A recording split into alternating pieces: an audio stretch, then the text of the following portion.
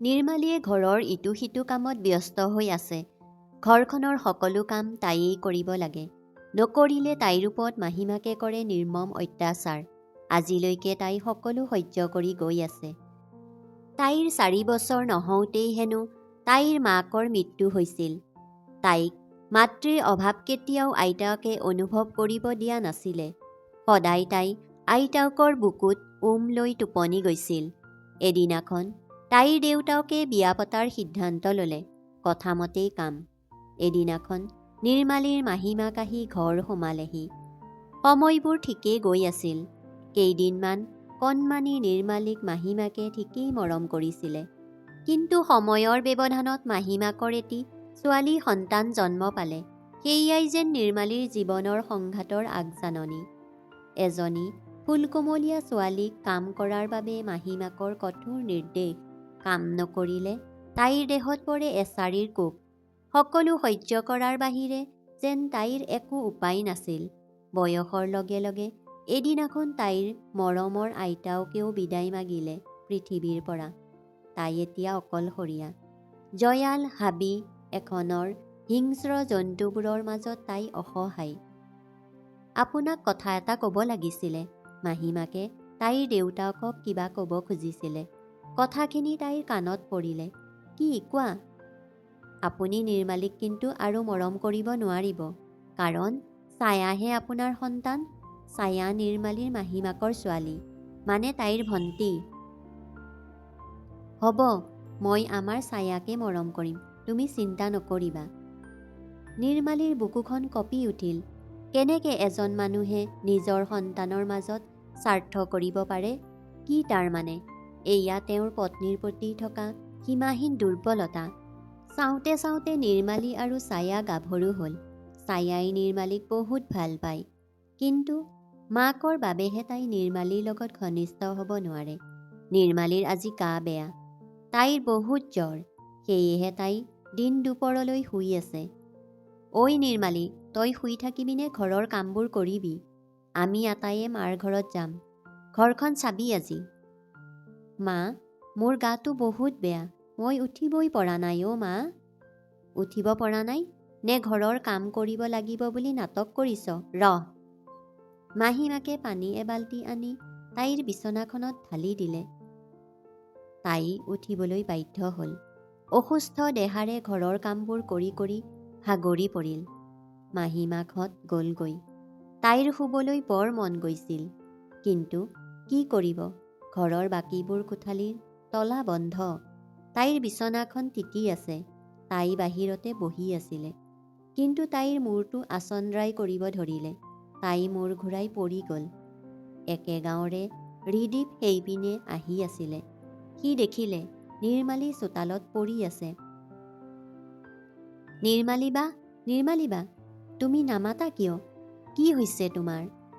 তেনেতে গাঁৱৰ হৰিৰ ঘৈণীয়েকে দেখিলে ৰিদীপে নিৰ্মালীৰ মূৰটো তাৰ উৰুৰ ওপৰত তুলি কিবা কৈ আছে। দেখা মাত্ৰকে তাই চিঞৰিব ধৰিলে, ৰাইজসকল ওলাই আহকচোন। চি চি, কি দিনকাল আহিল অ'। ঐ, তোৰ মৰম কৰিব মন আছে ভিতৰত কৰ। এই বাহিৰতে চিঃ চিঃ। তেনেতে গাঁৱৰ মানুহৰে নিৰ্মালীৰ ঘৰ ভৰি পৰিল। ৰাইজ, আপোনালোকে ভুল নুবুজিব। নিৰ্মালী বা বাহিৰত পৰি থকা বাবেহে মই। মিছা কথা। অ' বোপাই, তই কি কৰিছ? মই সকলোবোৰ দেখিছোঁ। তাই বেটি এতিয়া ভাও জুৰিছে। হৰিৰ ঘৈণীয়েকে এইবাৰ তেনেকে ক'লে। গাঁৱত ডাঙৰ বিচাৰ বহিল। বিচাৰত নিৰ্মালীৰ মাক দেউতাক সকলো আহিল। কিন্তু আজিনো তাইৰ আৰু ৰিদীপৰ কথা কোনে শুনিব? ৰিদীপ তাইৰ ভাতৃৰ দৰে আছিল। কিন্তু সমাজে যি বদনাম দিলে কেনেকে হজম কৰিব সিহঁতে? বিচাৰৰ শেষত গাঁৱৰ গাঁওবুঢ়াই ৰায়দান পাঠ কৰিলে। শ্ৰদ্ধেয় ৰাইজ, আমি বিচাৰ খোচাৰ কৰি গম পালোঁ সকলো ভুল নিৰ্মালীৰ। ৰিদীপ সৰু ল'ৰা। তাই তাক প্ৰেমৰ জালত পেলাইছিল। সেয়েহে আমি তাইক গাঁৱৰ পৰা বহিষ্কাৰ কৰিলোঁ। কি নিষ্ঠুৰ সমাজ! এজনী অসহায় মহিলাৰ ওপৰত কি কঠোৰ নিৰ্দেশ! ৰাইজ, মই নিৰ্দোষী, আপোনালোকে মোক ভুল বুজিছে। মোৰ কথাখিনি আপোনালোকে কিয় বিশ্বাস নকৰিলে? ৰাইজ, এই অপবিত্ৰ নাৰীজনীক নামঘৰৰ পৰা বাহিৰ কৰি দিয়ক। গাঁওবুঢ়াৰ নিৰ্দেশৰ লগে লগে গাঁৱৰ ডেকা বুঢ়াই নিৰ্মালীক চুলিত ধৰি চোঁচৰাই বাহিৰ কৰি দিলে। আচৰিত, নিৰ্মালীৰ দেউতাক আৰু মাকে কোনো ধৰণৰ তাইৰ সপক্ষে মাত নামাতিলে। নিৰ্মালী কান্দি কান্দি মাক দেউতাকক অনুৰোধ কৰিলে, মা, মা, মোক এৰি নিদিবা মা, মই মৰি থাকিম অ' মা। ঐ কুলক্ষণী, আঁতৰি যা আৰু আমাৰ ঘৰত সোমাব চেষ্টা নকৰিবি। তাই দেউতাকৰ ভৰিত ধৰি ল'লে। দেউতা, তুমিও বিশ্বাস নকৰানে? মই ভুল কৰা নাই। তুমিতো মোক জন্ম দিছিলা, তুমি কিয় বিশ্বাস নকৰা? তাইৰ দেউতাকে জোৰকৈ ভৰিখন আঁতৰাই নি ক'লে, তোক ত্যজপুত্ৰ কৰিলোঁ।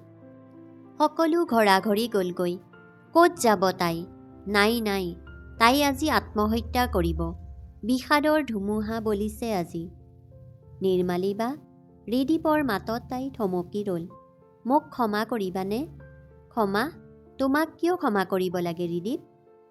মোৰ কাৰণে আজি তোমাৰ এনে হ'ব পালে। এয়াই মোৰ ভাগ্য ৰিদীপ। কথা এটা কওঁ? ক'ব পাৰা। গাঁওখনেতো আমাক বদনাম দিলেই, তুমি আৰু মই মিছাতে বদনামী হলোৱেই, আৰু এইটাক চিৰদিনৰ বাবে থাকিব। গতিকে মিছাবোৰক সঁচা কৰিব নোৱাৰি নেকি? কিন্তু ৰিদীপ, কোনো কিন্তু নাই।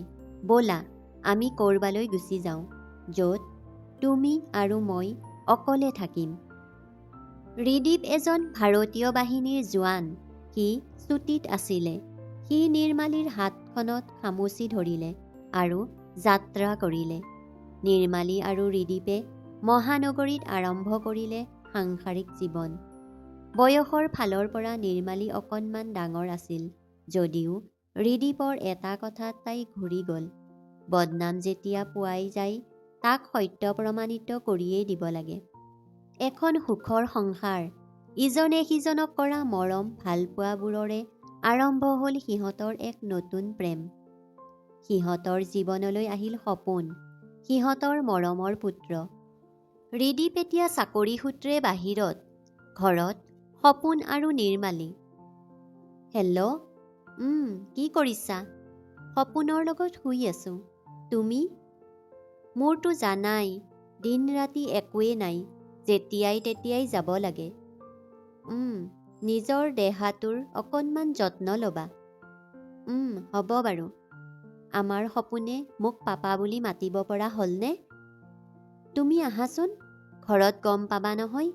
কিবা এটা দিয়া না। ধেৎ, মোৰ লাজ লাগে, দিয়া না। ঐ শুনাচোন, মই ডিউটিত যাব লাগে, ফোনটো ৰাখিছোঁ, অৰ্ডাৰ আহিলে। জানাই নহয়। বাই, তুমি শুবা। নিৰ্মালীৰ বুকুখন হেঁচা মাৰি ধৰিলে। সি কিবা এটা বিচাৰিছিল, কিয় নিদিলে বাৰু তাই?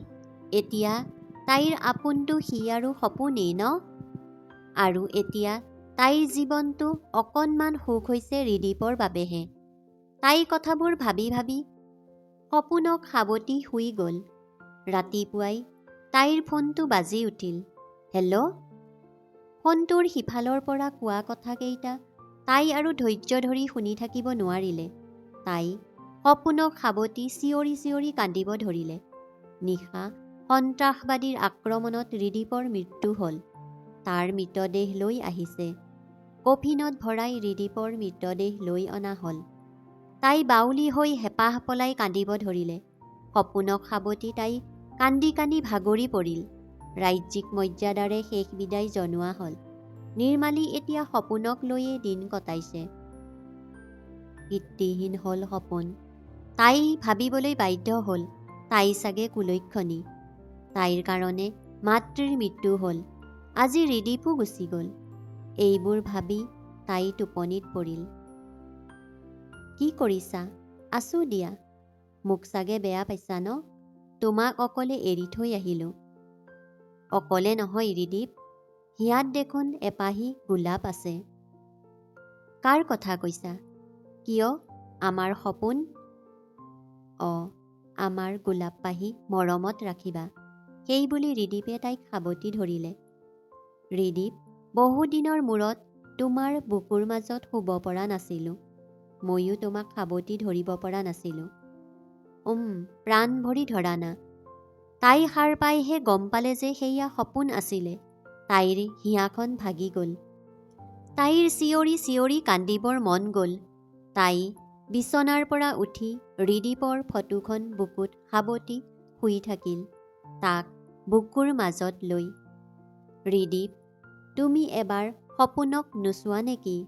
আহা, তোমাক সপোনে বিচাৰি থাকে নহয়। তাক এবাৰ মৰম কৰাহি। তুমি তাক এবাৰো কাষৰ পৰা নেদেখিলা। আহা না এবাৰ, তোমাৰ গোলাপ কলি চাবলৈ। তাই জোৰকৈ সপোনক সাবটি শুই থাকিল। বন্ধু বান্ধৱীসকল, কাহিনীটো শুনি ভাল পালে লাইক কৰিব, শ্বেয়াৰ কৰিব আৰু চেনেলটো ছাবস্ক্ৰাইব কৰিব। ধন্যবাদ।